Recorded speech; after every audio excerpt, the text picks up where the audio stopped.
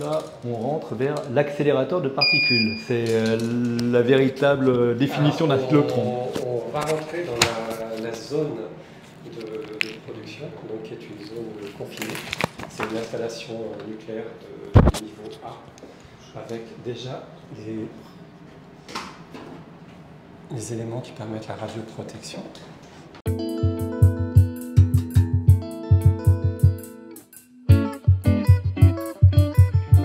On va commencer d'abord par le poste de contrôle du cyclotron. Oui.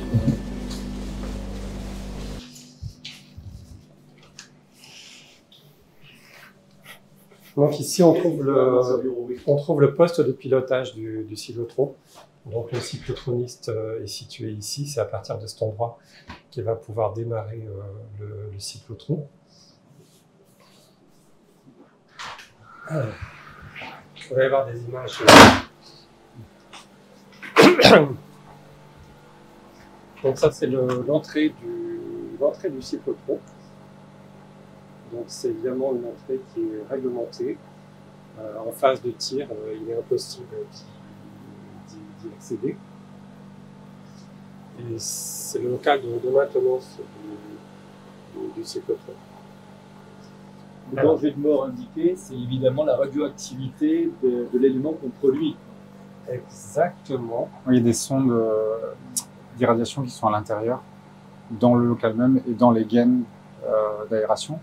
Donc ça permet de voir si c'est une contamination sur place même, donc une fuite de produits par exemple, ou quand on est en plein tir, on a une irradiation directe qui part du cyclotron. Et également, quand il y a une aspiration dans les gaines de ventilation, quelque chose de volatile, il est détecté aussi directement au niveau du bâtiment.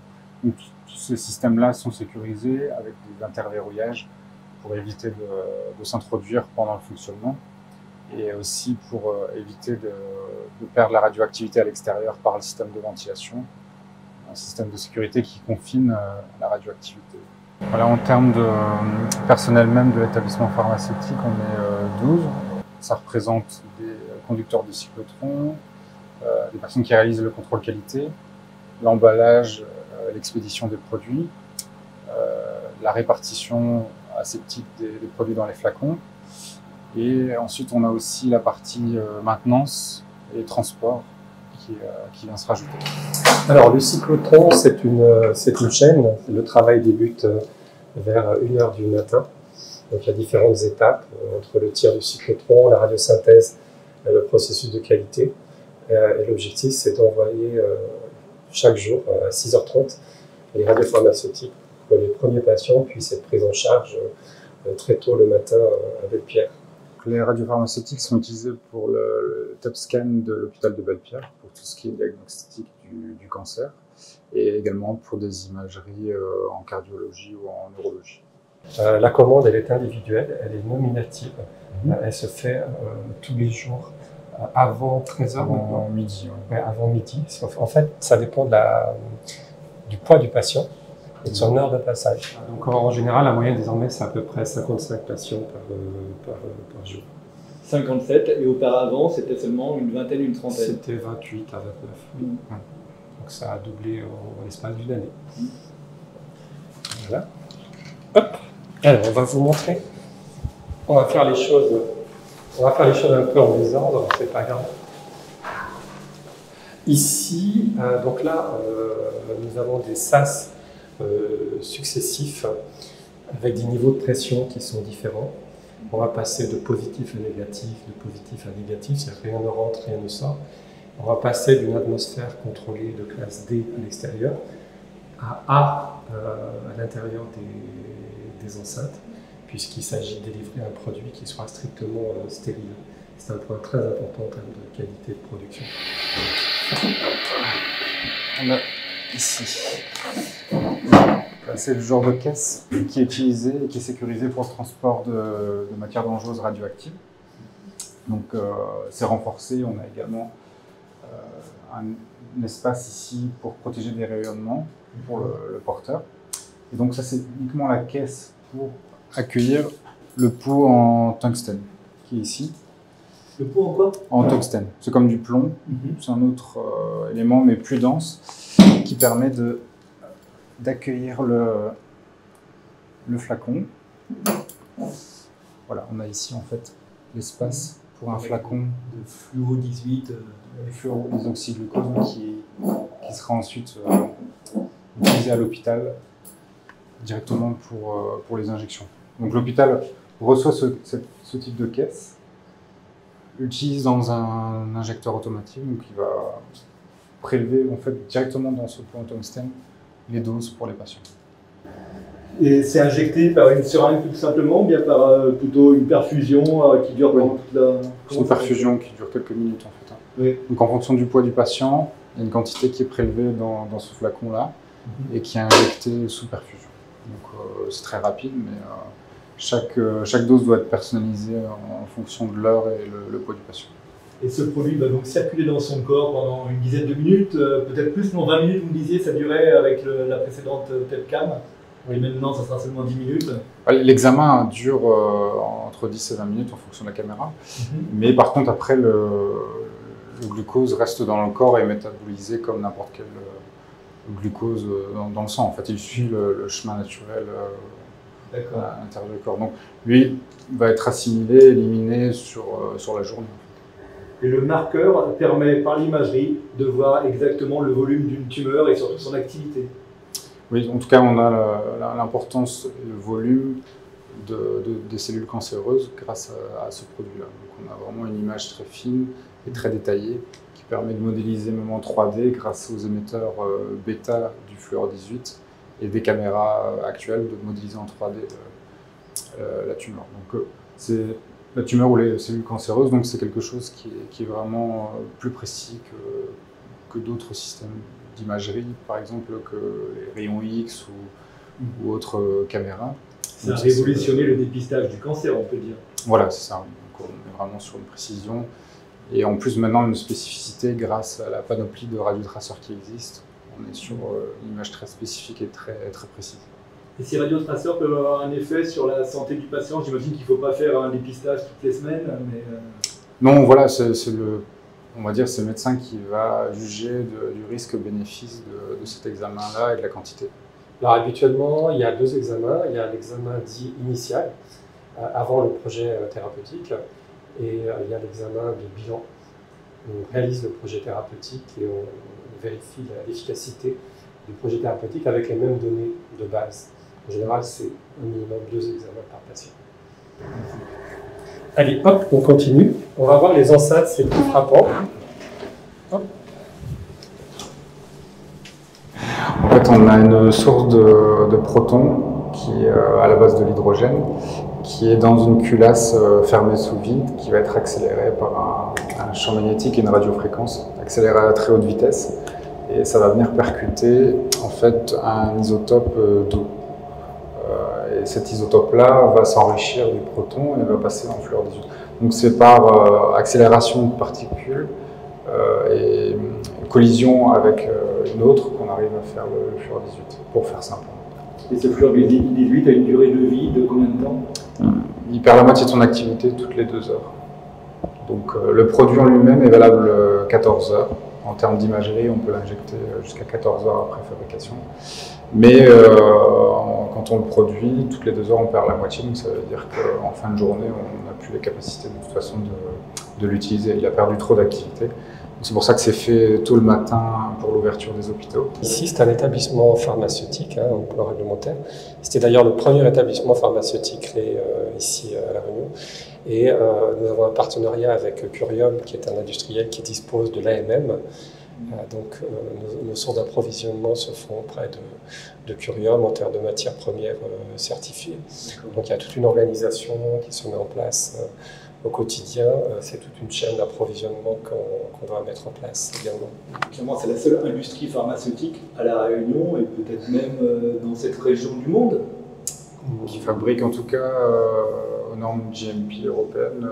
Là, oui, on est sur, en tout cas dans la région océan Indien, on est les seuls à avoir ce certificat-là de qualité européenne. Nous sommes soumis à la réglementation de l'ANSM, l'Agence nationale de la sécurité du médicament pour le contrôle qualité et les inspections qui sont liées justement à la fabrication d'un médicament. Donc ce n'est pas une inspection à caractère local ou régional, mais à caractère national, donc qui a lieu tous les 3 ans. Et nous sommes aussi soumis à l'inspection de l'ASN, l'Autorité de sûreté nucléaire, pour la protection des travailleurs, puisque ici nous sommes dans une installation nucléaire de niveau A. Donc là on passe la zone recherche ici. Et ça, ce sont des zones aménagées spécialement pour la production industrielle. Et donc, on permet de passer d'une pression inférieure à chaque fois pour éviter que ça sonne. Il y a des jeux de pression, des pressions qui permettent d'isoler l'air, de ne pas introduire de l'air sale de l'extérieur vers le. Et l'air d'ailleurs est filtré également. Oui, il y a des soufflages, extractions dans les locaux qui permettent de faire des barrières dynamiques en fait au niveau particules. Hop.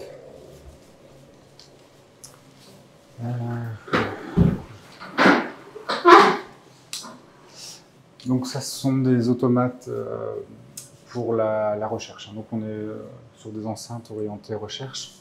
On n'a pas exactement les mêmes équipements, mais ça reste similaire en termes de production, en termes de volume, d'espace. Donc on est sur des équipements similaires en tout cas. Et donc pour refaire le cheminement d'une production, on a la réalisation du fluor 18 avec le cyclotron tous les matins qui va prendre entre 1 et 2 heures, donc d'irradiation, d'accélération de particules. Dès que le fluor 18 est généré, il va être transféré directement dans ces enceintes de production qui sont blindées. C'est une vitre plombée qui est très épaisse, qui permet d'arrêter tout ce qui est rayonnement ionisant. Et on a des automates de synthèse aussi qui vont générer la synthèse pour ne pas exposer le personnel. Donc ce sont des opérations qui sont automatisées et qui sont confinées dans des enceintes blindées pour des raisons de radioprotection. Là, on fait le marquage du glucose avec du fluor 18, donc on réunit les deux éléments ensemble. Ensuite, on a une solution qui est très concentrée et très pure. On va le répartir en différents flacons en fonction des commandes et des besoins pour les patients. Donc on va au total répartir une dizaine de flacons sur un lot produit. Donc on a beaucoup de contrôle qualité associé, on a au moins 5 flacons de contrôle qualité pour vérifier la stérilité, les contrôles physico-chimiques, les solvants. On a pas mal de tests à faire sur le produit fini. Les autres flacons, eux, seront par contre conditionnés dans les pots en tungstène et envoyés à l'hôpital. Mais pour faire ça, on passe par une enceinte blindée ici avec des pinces. Donc avec ces pinces, on va faire les opérations de répartition, dilution. C'est une opération qui se passe après la synthèse et juste avant l'envoi. Donc c'est la répartition. On est dans des enceintes qui sont totalement stériles, donc avec de l'air ultra pur. Et on a un monitoring d'environnement où on va suivre tout ce qui est microbiologie particulière. Donc tout cet environnement est maîtrisé pour la production afin d'éviter d'avoir de contamination sur le produit. C'est vrai que ici c'est vraiment la zone la plus délicate, quoi, parce qu'en fait, il faut ouvrir les portes pour mettre les matières premières. Et c'est là où il y a le plus de risques pour les opérateurs, même s'il y a des portes blindées. Il y a des joints gonflables, il y a des systèmes de sécurité, il y a des céramiques qui permettent d'alerter en cas de problématique. Ici, on a des sondes qui mesurent la radioactivité. Donc c'est la zone la plus délicate pour les opérateurs. Nous n'avons eu aucun incident en termes de radioprotection des personnels. Mais pour autant, ça reste une préoccupation permanente, véritablement. Le pot en tungstène, il va sortir ici. Du coup, par un système... Bon, vous ne verrez pas grand-chose, mais en fait, l'automate va le faire sortir ici, clipsé. C'est-à-dire que comme il y a de la radioactivité, évidemment, ça sort clipsé.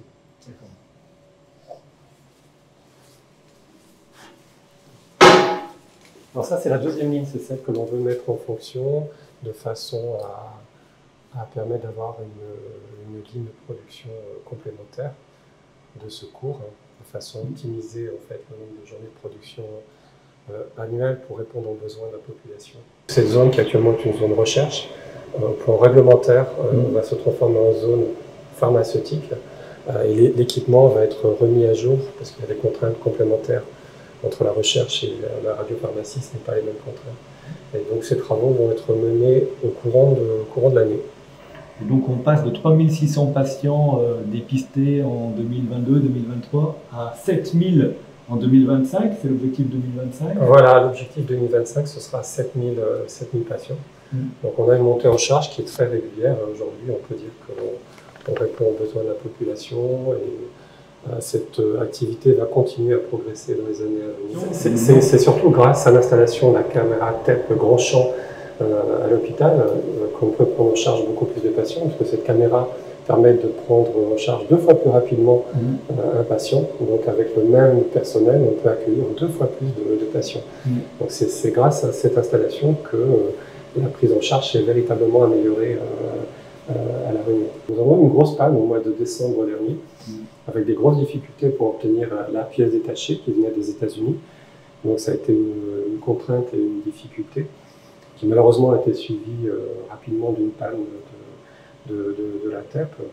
Mais nous avons pris un certain nombre de mesures, notamment l'acquisition de pièces détachées complémentaires pour environ 100 000 €. Nous avons fait aussi venir l'ingénieur usine pour une grande maintenance qui s'est déroulée il y a 3 semaines maintenant. Donc nous avons l'installation de cette deuxième ligne et nous avons aussi mené une étude pour onduler le cyclotron. Alors c'est assez inhabituel, en France, en métropole, les cyclotrons ne sont pas ondulés, mais à La Réunion, le réseau EDF est assez instable, il y a beaucoup de micro-coupures et il nous faudra sans doute investir dans un onduleur spécifique, assez volumineux à vrai dire, pour le cyclotron pour permettre d'avoir une capacité d'utilisation optimisée, en fait, éviter ce type de panne. Si vous avez aimé cette vidéo de Parallèle Sud, média réunionnais indépendant, partagez-la. Et si vous voulez soutenir la liberté de la presse, faites un don sur notre site parallèlesud.com. L'info est un droit, mais elle a un prix.